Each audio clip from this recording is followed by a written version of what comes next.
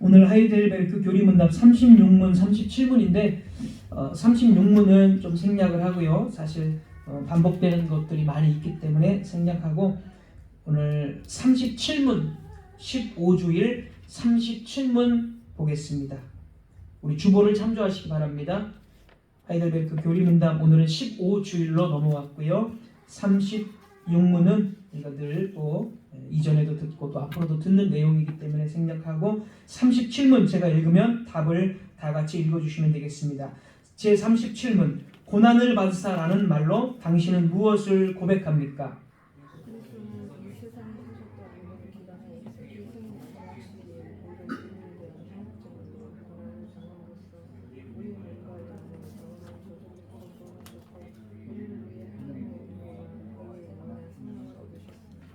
네, 오늘은 고난을 받으사, 사도신경에서 우리가 고백하는 고난 받으사 이 부분을 말씀드리겠습니다.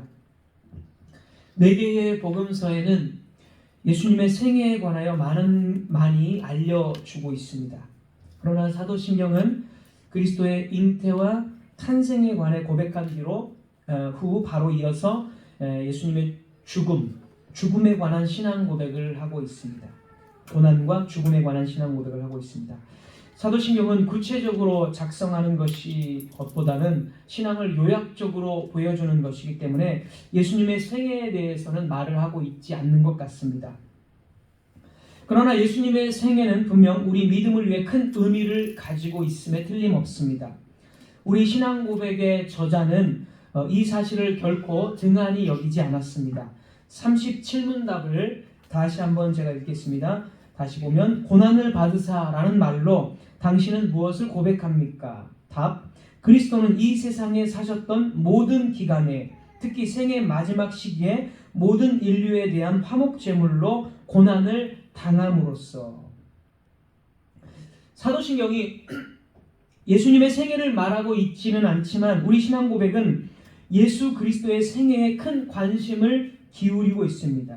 그래서 예수님의 전생애가 바로 예수님의 탄생부터 그 마지막 사역하실 죽으시기까지 전생애를 지금 우리 교리문답서는 고난의 관점으로 보고 있다라는 것입니다. 고난의 관점.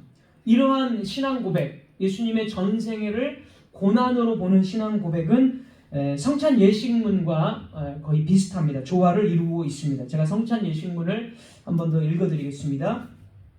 그리스도께서는 지상에서 사람의 몸을 입으신 처음부터 그분의 생애의 마지막까지 우리가 영원히 멸망받아야 했을 하나님의 진노를 우리를 위하여 짊어지셨습니다. 여기서 중요한 점은 예수님의 고난이 이미 동정녀 마리아에게 잉태됐을 때 육신의 그 몸을 입으시기 위해서 잉태되었을 때부터 예수님의 고난이 시작되었다. 이게 성찬 예식이 말하는 고난이고 우리 37문 교리문답이 말하는 예수님의 고난의 강조점입니다. 우리는 예수님의 고난하면 마지막 일주일 정도 십자가에서 이제 잡히시기 위해서 막 겟세마네 동산에서 기도하시고 또 막 잡혀가시고 이런 그 마지막 일주일 정도만을 예수님의 고난이라고 생각하는 경향이 있습니다. 그래서 고난주간, 그 마지막 일주일을 고난주간이라고 이렇게 그동안 많이 지켰습니다. 그러나 우리 교리문답은 예수님의 탄생 자체가 고난, 즉 전생애의 고난, 전생애를 예수님은 우리를 위해서 고난의 삶을 사셨다라는 것입니다. 당시에 가이사가 모두 그 호적을 하라는 명령을 내려서 예수님을 잉태한 마리아와 요셉이 다윗의 집 족속이기 때문에 갈릴리 나사렛에서 이제 유대 베들레헴으로 가야 했습니다. 그리고 이 베들레헴에 이르렀을 때 우리가 잘 아는 것처럼 해산할 그런 마땅한 장소를 얻지 못했습니다. 이렇게 해산할 곳조차 없는 예수님은 나중에 예수님께서 사역하실 때 말씀하신 대로 마태복음 8장 22절 여우도 굴이 있고 공중의 새도 집이 있으되 인자는 예수님이죠. 인자는 머리 둘 곳조차도 없다.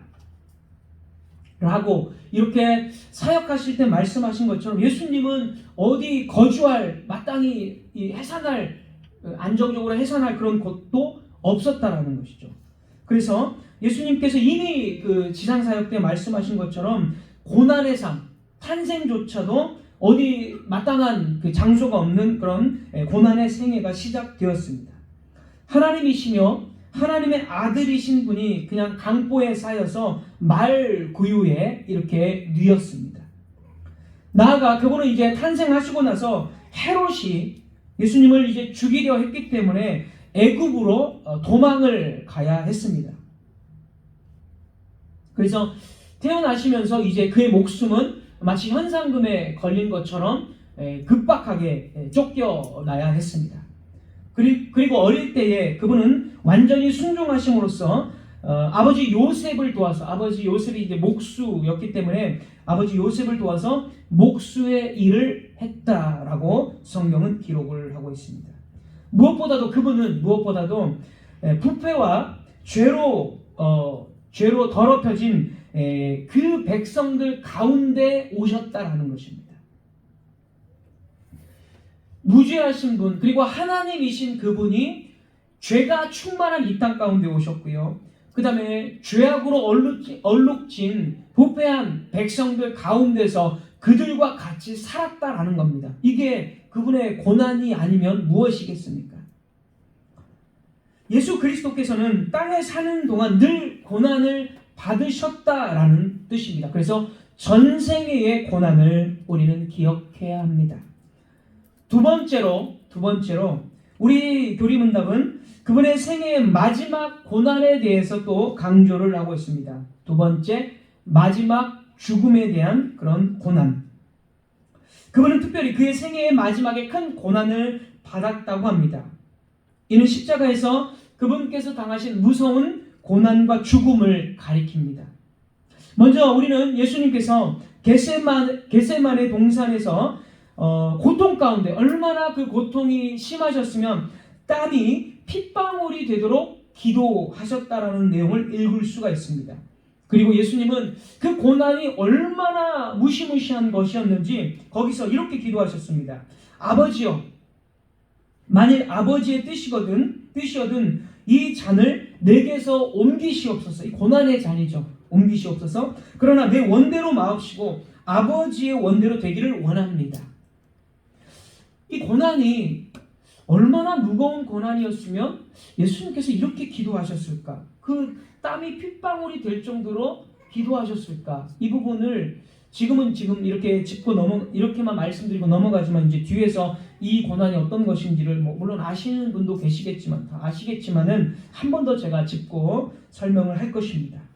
다윗이 시편 22편 6절에서 나는 벌레요 사람이 아니다 라고 예언한 것처럼 예수님은 벌레 취급, 다윗의 시편 22편이 예수님의 고난에 대한 예언 시편이니까 메시아 시편이죠. 우리가 시편 찬송 부를 때 22편을 부르면 이게 예수 그리스도의 고난에 대한 시이구나, 곧바로 우리가 좀 바로 예수님을 떠올릴 수가 있어야 됩니다. 그래서 하나님이신 그분이 벌레 취급을 당했다. 시편 22편은 그렇게 말하고 있습니다. 엄청난 고난입니다. 그분에게는 무서운 지옥의 문이 열려졌던 것입니다. 또한 그분은 안나스에게서 대제사장 가야바에게로, 그리고 가야바에게서 빌라도에게 이리저리 끌려 다니셨습니다. 그리고 이 빌라도에게 무죄임이 분명히 선언되었지만 무죄임에도 불구하고 빌라도는 유대인들에 의해서 유대인들에게 이제 넘겨주었습니다. 분명히 빌라도는 나는 죄를 찾지 못했다라고 이야기했음에도 이제 유대인들에게 넘겨졌고, 그거는 가시관을 써야 했고, 그 백성들 유대인들은 그를 십자가에 못 박으소서라며 예수님을 배신했습니다. 예수님께서는 그 십자가를 지시고 예루살렘 거리를 걸으셔야 했습니다. 그리스도는 전 생애가 고난이지만 특별히 생애의 마지막 육신과 영혼으로 하나님의 진노를 당하셨습니다. 누가 그분의 고난의 깊이를 헤아릴 수 있겠습니까? 하나님이신 그분이 하나님으로부터 잊혀졌습니다. 성자 하나님께서 십자가 위에서 성부 하나님으로부터 버림을 당했습니다. 그분은 몇 시간 동안의 어두움 속에서 나의 하나님, 나의 하나님, 어찌하여 나를 버리셨습니까? 라고 마치 덫에 걸린 짐승처럼 부르짖으셨습니다.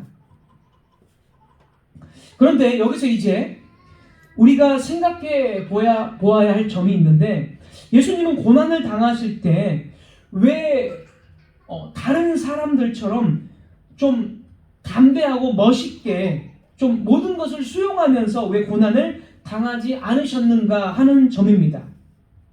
예수님께서 죽으실 때 보여주신 이 죽으심의 모습은 매우 나약해 보입니다.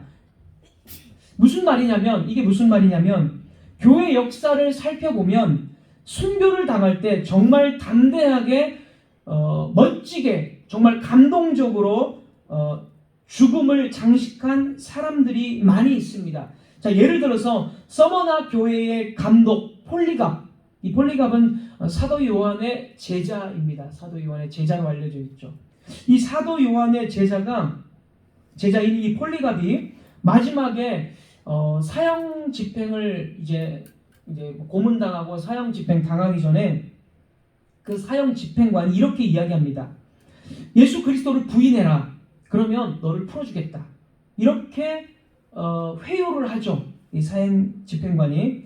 그럴 때 이 폴리갑이 이렇게 이야기합니다. 내가 86년 동안 85세, 86세까지 살았다고 하죠. 이 폴리갑이. 내가 86년 동안 그분을 섬겨오면서 그분은 한 번도 나를 부인한 적이 없거늘 어떻게 내가 나의 왕이요 나의 구주이신 그분을 부인할 수 있겠는가? 라고 대답을 했습니다. 그러자 계속해서 거부하면 불로 태워 죽이겠다는 거죠. 화형시키겠다라고 협박하면서 사형 집행관이 한 번 더 부인해라 이렇게 이야기했을 때 이 폴리갑이 또 이렇게 이야기합니다.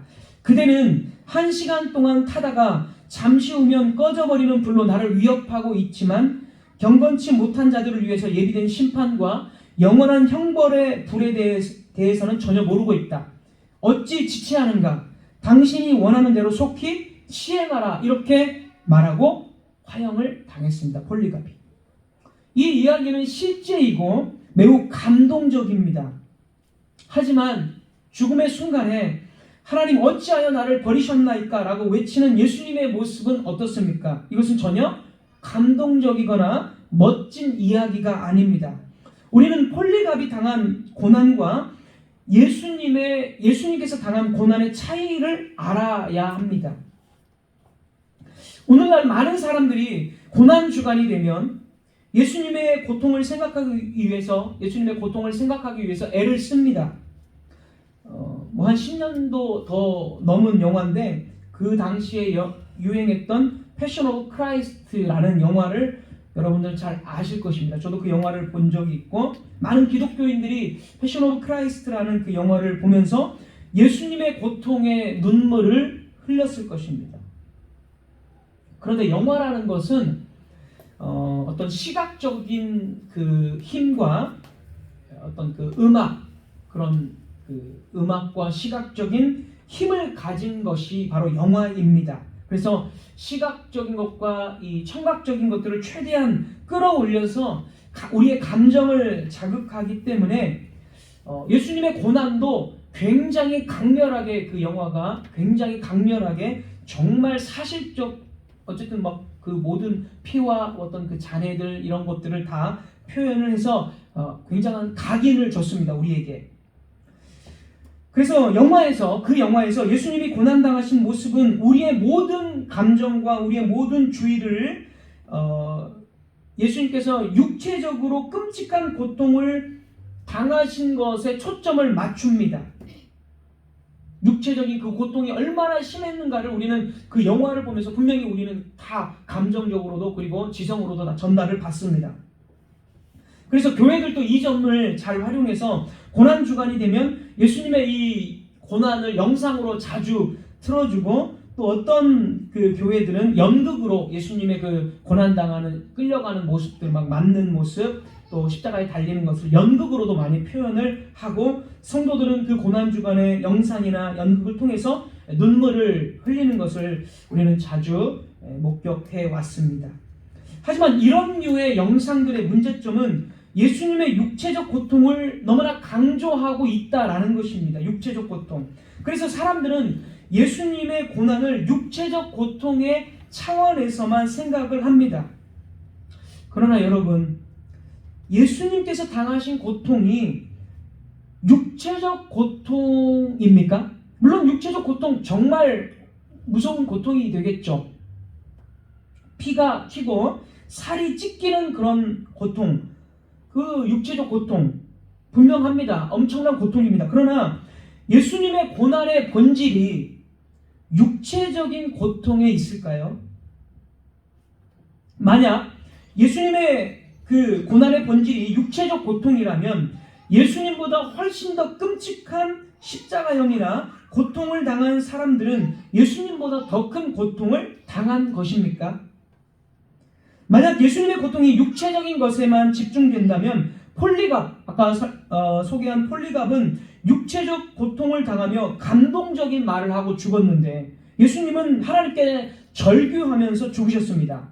그러면 사실 폴리갑이 더 감동적인 죽음을 맞이하게 된 것이라고 볼 수가 있는 것이죠. 예수님은 그런 감동적인 말을 하지 않았잖아요. 근데 폴리갑은 아무리 네가 이야기해도 난 예수님 절대 부인하지 않는다. 빨리 사형을 집행하라. 이렇게 정말 담대하고 감동적인 말을 했기 때문에 예수님의 고통이, 죽으심이 육체적인 고통에 초점이 맞춰졌다면 폴리갑이 예수님보다 더 멋진 죽음을 죽은 것입니다. 그러니까 예수님의 고난의 본질은 육체의 고통에 있지 않다라는 것으로 결론을 내릴 수가 있는 것입니다. 우리 교리문답이 바로 그 점을 강조합니다. 37문은 분명히 고난의 본질, 예수님의 고난이 무엇입니까? 당신은 고난에 대해서 무엇을 고백합니까? 이렇게 질문을 하고 그 답에는 예수님께서 당하신 육체적 고난에 대한 언급이 없습니다. 교리문답이 말하고 있는 예수 그리스도의 고난은 다른 종류의 고난이다라는 것이죠. 우리 교리문답의 대답을 제가 한 번 더 읽겠습니다. 예수님께서 당하신 고난이란 모든 인류의 죄에 대한 하나님의 진노를 자신의 몸과 영혼에 짊어지신 것이다. 예수님께서 당하신 고난이란 화목제물로 고난을 당하심으로써 우리의 몸과 영혼에 처해 있던 영원한 저주로부터 우리를 구원하신 고난이다. 성경이 가르치는 고난은 이것입니다. 자, 하이델베르크의 저자인 우르시누스는 예수님의 고난을 이렇게 설명을 합니다. 예수님의 고난을 성 라우렌티우스도 이제 죽음을, 이런 고난의 순교를 당한 사람이에요. 이 사람도. 그런데 성 라우렌티우스가 죽는 것과 예수님이 죽는 것에 대한 이것을 비교하면서 이렇게 말합니다. 제가 그대로 또 인용을 해보겠습니다. 잘 들어보세요. 성 라우렌티우스는 격자로 된 형틀 위에 누워 있었으나 자기 자신에 대해서나 인류의 죄에 대해 임하는 하나님의 처절한 진노를 경험하지 못했다. 그도, 이 라우렌티우스도 십자가처럼 이 격자로 된 형틀 위에 누워서 죽었거든요. 근데 우르시누스는 이 라우렌티우스에 대해서 그는 인류의 죄에 대해 임하는 하나님의 처절한 진노를 경험하지 못했다. 그러나 하나님의 아들에게는 그 처절한 진노의 형벌이 송두리째 가해졌다. 성 라우렌티우스는 하나님의 진노의 채찍이 자신을 때리는 것을 느끼는 대신 그리고 그리스도께서 당하신 죽음과 지옥의 공포를 경험하는 대신 오히려 큰 위로를 경험하였다.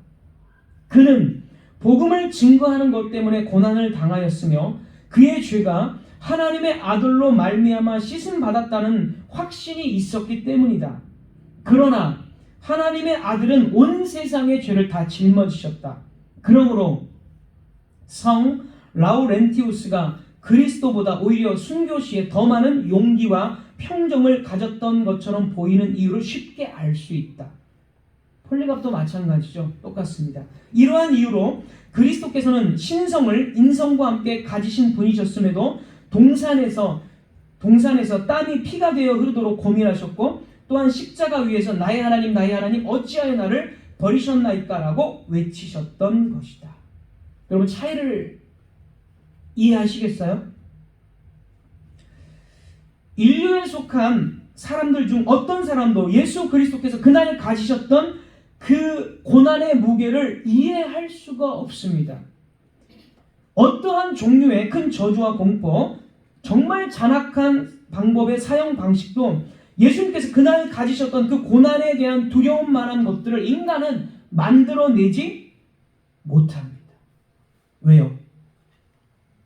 온 인류의 죄에 대한 무게를 예수님 혼자 짊어지셨어요. 생각해 보세요.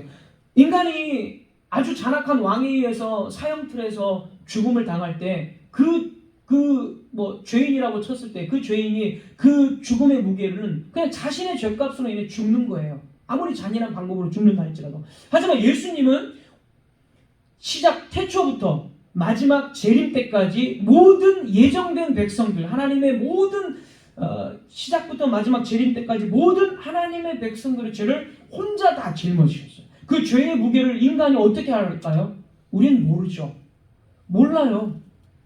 그 죄의 값을 인간은 짐작조차도 할 수 없고 상상조차도 할 수 없어요. 자, 그 죄가 예수님 한 분에게 짊어졌고, 예수님 한 분이 죄를 진노하시는, 죄라는 것은 정말 작은 점까지도 차마 눈뜨고 보지 못하시는 성부 하나님께서 온 인류 모든 택한 백성들의 죄를 짊어지신 예수님께 자신의 진노를 쏘아 부으셨어요.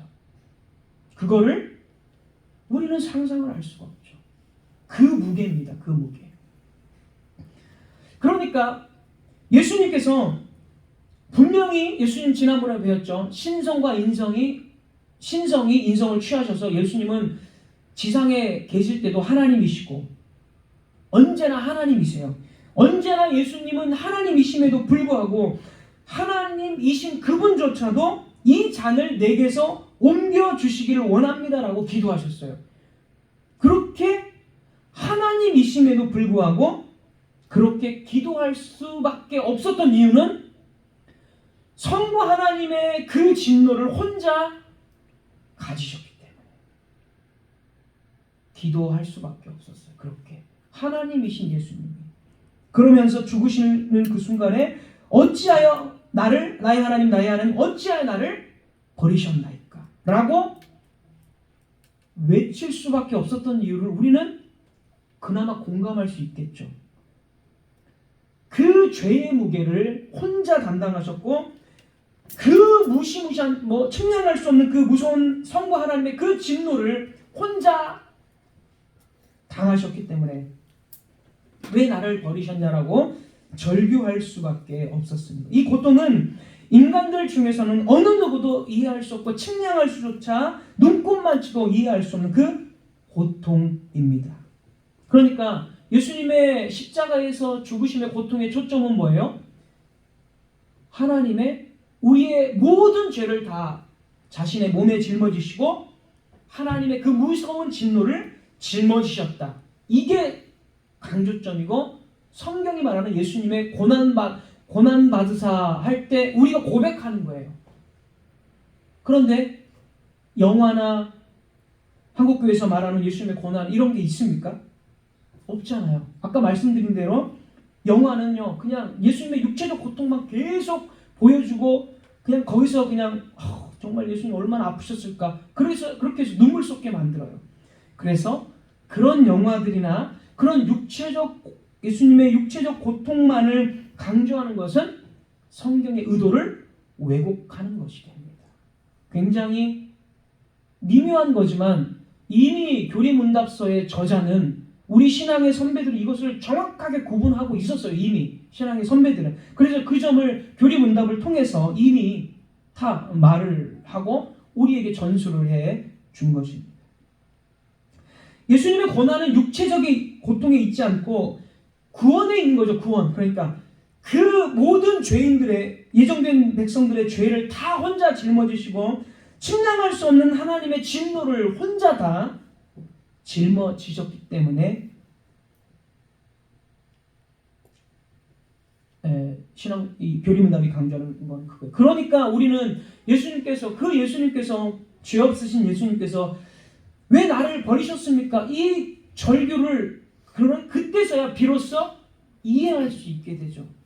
그 무시무시한 진노는 예수님밖에 감당할 수 없고 이거는 상상할 수 없는 것이기 때문에. 그래서 우리는 예수님께서 폴리갑과 다른 죽음이구나. 폴리갑은 은혜 안에서 죽었고 복음 안에서 복음을 감당하면서 전파하면서 죽었고 예수님의 은혜가 있었기 때문에 담대하게 죽을 수 있었던 거예요. 하지만 예수님의 죽음은 아니에요. 하나님으로부터 버림받았고 은혜가 없이 그냥 죽은 거예요. 이 차이예요. 그래서 예수님은 폴리갑의 죽음과 다르다. 여러분 이 점을 반드시 기억해야 됩니다. 자, 그래서 이제 세 번째입니다. 세 번째.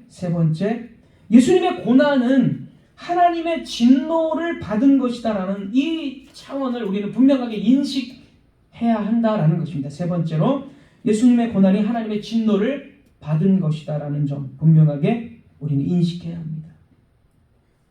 왜 우리가 이것을 분명하게 이해해야 하냐면 오늘날 복음주의 신학 또는 자유주의 신학을 따르는 사람들은 하나님의 진노 이런 것들을 좋아하지 않습니다. 이들은 하나님의 진노를 말하는 것을 꺼려합니다. 하나님은 사랑이시라고 말하며 그리스도의 십자가는 하나님이 인간의 고난에 동참한 것이라고 말합니다. 그러니까 그리스도의 십자가를 하나님의 진노를 받았다라는 것으로는 전혀 이야기하지 않고 우리에게 감동 감화를 주기 위해서 하나님이 우리의 고난에 동참한 것이다. 인간적인 측면에서 사랑을 이야기한다라는 거예요. 자유주의자들, 복음주의 신학이. 그래서 도덕적인 사랑의 차원에서 예수님의 십자가를 이야기합니다. 거기서 감동 감화를 줘서 그러니까 당신이 예수님을 믿어야 된다. 예수님을 따라 살아야 된다. 이런 식으로 이야기해요. 미묘한 차이지만 이거를 잘 구분해내야 합니다. 성경이 말하는 것을 잘 구분을 해야 합니다. 그래서 그 사람들은 하나님은 사랑이시다 라는 것을 늘 강조합니다. 똑같이 하나님은 사랑이시다 우리도 말하지만 그들이 말하는 하나님은 사랑이시다는 틀려요. 달라요. 우리와.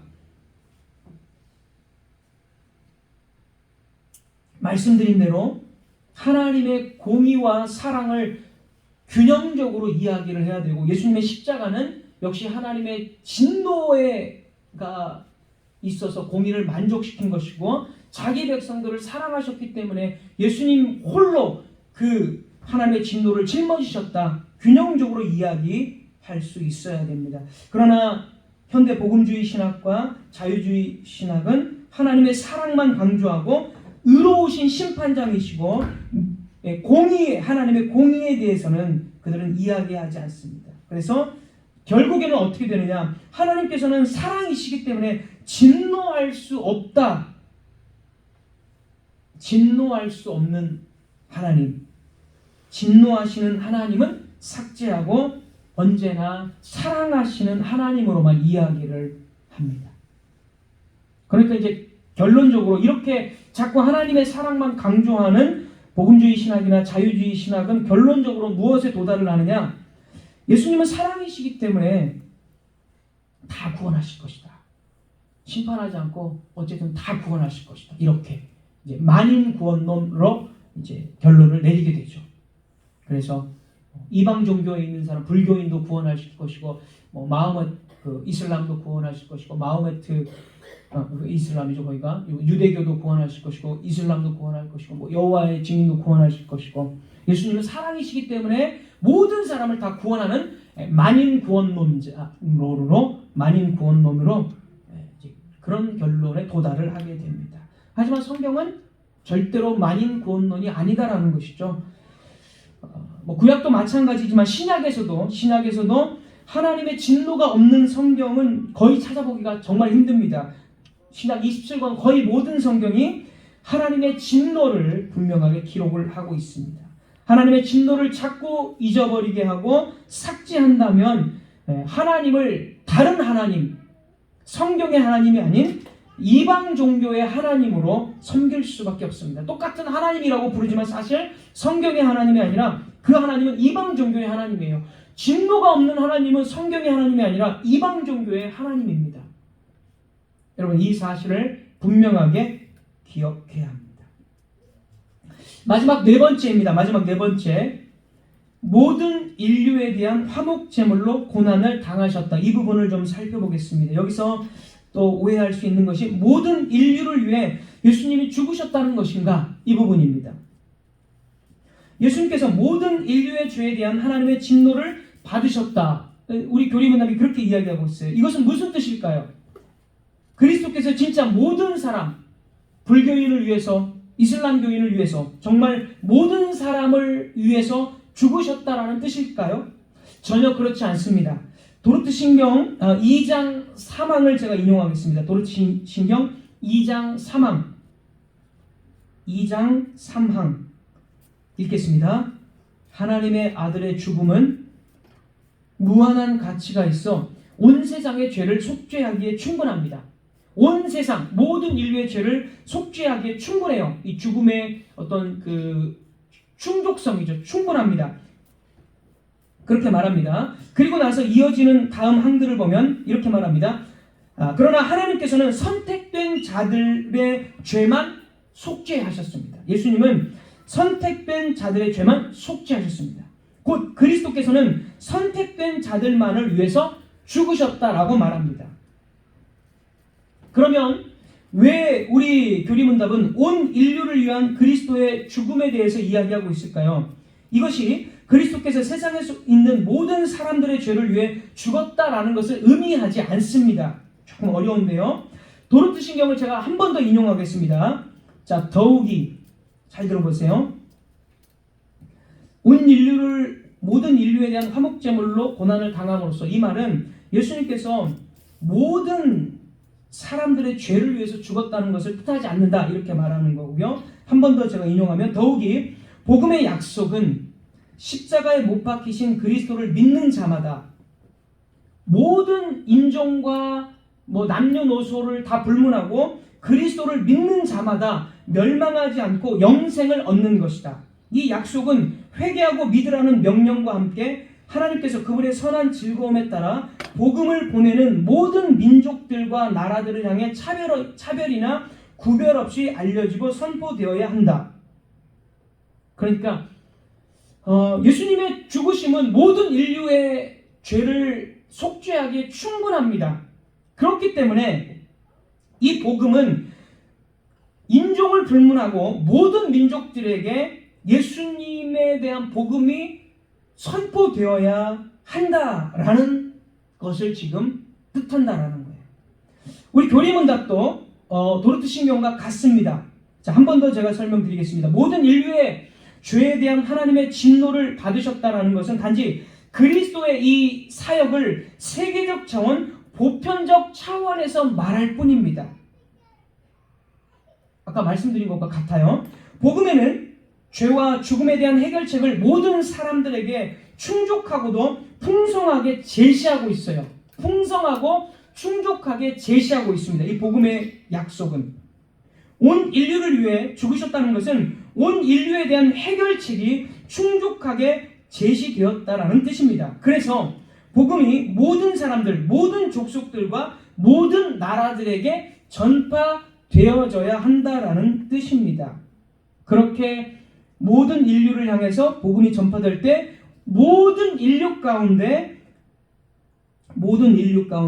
하나님의 백성이 차별 없이 있다는 것이고 누구나 자기 죄가 아무리 크다 해도 예수 그리스도로 말미암아 구원을 얻는 것에 아무런 의심을 하지 말아야 한다는 것입니다. 자, 이런 뜻입니다. 조금 어려운데 여러분 계속해서 죄악이 가득한 이 세상에 십자가가 서 있습니다. 십자가에서 죽으신 그리스도는 온 세상의 죄에 대한 하나님의 화목을 제시합니다. 그래서 교회는 이 비참한 세상 가운데서 너희는 구주로 말미암아 하나님과 화목해라 라는 메시지를 전해야 합니다. 그리스도의 고난의 복음은 온 세상을 위한 구원의 능력을 가지고 있습니다. 복음은 한 민족의 독점물이 아니라 온 세계를 대상으로 주어졌습니다. 예수 그리스도의 십자가의 죽음의 효력은 선택받은 자들에게만 주어지지만, 그래서 선택받은 자들만 구원을 받는 것이지만, 그분의 죽으심은 온 세상에 대한 해결책으로 제시되고 전파되어야 한다라는 뜻입니다. 우르시누스도 이런 맥락으로 이야기를 했습니다. 제가 인용을 해왔지만 좀 어렵기 때문에 인용을 여러분에게 읽어드리지는 않겠습니다. 이런 뜻입니다. 그래서 교리문답이 온 모든 인류에 대한 화목제물로 고난을 당함으로써 라는 표현은 진짜 예수님께서 불자들을 위해서 또 이슬람 교인들을 위해서도 죽으셨다는 얘기가 아니라 복음의 충족성이 모든 인류에게 제시되었다. 그러므로 모든 인류 가운데 차별 없이 예수 그리스도의 십자가를 믿는 자는 구원을 얻는다라는 그런 보편적이고 세계적인 차원에서 교리문답이 이야기하고 있다. 이것이 정리를 한 것입니다. 네, 여러분 말씀을 맺도록 하겠습니다. 오늘 우리는 그리스도의 고난에 대해서 말씀을 들었습니다. 그리스도의 고난은 하나님의 진노로서의 고난입니다. 이것은 우리가 흉내낼 수도 이해할 수도 또 동참할 수도 없는 것입니다. 물론 성경에서는 우리가 그리스도의 고난에 동참한다라고 말합니다. 그러나 이것은 말 그대로 우리의 삶 속에서 겪는 핍박이나 고난이지 그것이 그리스도께서 받은 하나님의 진노와 같은 성격은 아닙니다. 하나님의 진노를 받은 고난은 예수 그리스도죠. 우리는 하나님의 진노로 고난을 받는 것이 아니라 믿음으로 살아갈 때 여러 가지 핍박이나 유혹이나 이런 것으로 고난을 받는 거지, 우리는 진노를 받을 수가 없어요. 그런 존재가 될 수가 없어요. 그러니까 우리가 받는 고난과 예수 그리스도께서 받는 고난의 차이, 순교자들이 받은 그 죽음과 예수 그리스도께서 당하신 그 죽음의 차이를 분명하게 인식하고 구별할 수 있어야 합니다. 한국교회에서는 고난 주간이 되면 자신의 몸을 괴롭게 하면서 그리스도의 고난을 생각해 보고자 하는 사람들이 있습니다. 이런 것들은 성경적이지 않습니다. 공로와 금식과 고행을 내세우는 로마 가톨릭과 같은 방식입니다. 로마 교회가 다 공로와 금식과 고행을 내세우면서 그리스도의 고난에 동참하자고 이야기하니까 그런 방식으로 우리는 그리스도의 고난에 동참할 수가 없습니다. 금요일이 되면, 성금요일이 되면 금식을 하면서 그리스도의 고난에 동참하자고 합니다. 우리가 그래서 금식을 하는데 밥을 굶는 것이 어떻게 그리스도의 고난에 동참이 됩니까? 그리스도의 고난은 하나님의 진노를 받은 것인데. 그리고 앞서 말한 패션 오브 크라이스트 같은 그런 영화는 그리스도의 고난을 육체적 고난으로만 보게 합니다. 보게 하고 하나님의 진노와 그 하나님의 진노라고 했을 때에 예수님께서 그 무게가 얼마나 크셨는가, 그래서 절규하실 수밖에 없었던 그 이유를 비로소 이해할 수가 있거든요. 그래서 육체적 고난으로만 보는 것이 아니라 더 분명한 강조점은 하나님의 진노와 온 인류의 죄를 짊어지신 예수 그리스도를 우리는 볼 줄 알아야 합니다. 우리는 주님의 고난에 대해서 생각할 때 더 성경적으로 하나님의 진노가 그리스도에게 쏟아졌다는 사실을 발견해야 합니다. 하나님의 진노는 그리스도 외에는 받을 자가 없다는 사실을 분명하게 고백해야 합니다. 그렇게 될 때 예수님만이 우리의 중보자이시며 예수님의 고난은 비견할 수 없는 것이며 값진 것입니다. 이 고난 때문에 우리의 구원이 왔는데 이 고난은 하나님으로부터 받게 되는 모든 죄에 대한 완전한 진노입니다. 그래서 그 진노를 당하심으로써 우리를 구원하셨기 때문에 우리의 구원 역시 함부로 버리고 무시하고 무관심한 그런 차원의 것이 아니라 엄청난 소중한 구원이라는 것을 우리 마음속에 새기며 살아갈 수 있게 된 것입니다. 그리스도께서는 육체의 고통을 통해서 우리를 구원하신 것이 아니라 전 존재가 성부 하나님께 버림받고 부정당하시는 것을 통해 진노를 받으심을 통해서 우리를 구원하신 것입니다. 이 사실을 가슴 깊이 새기고 그리스도의 참된 고난의 의미가 깊이 되살아나는 우리들이 되기를 바랍니다. 말씀을 믿음으로 받는 모든 이들에게 하나님께서 말씀에 약속하신 은혜와 평강이 함께 하실 것입니다. 기도하겠습니다.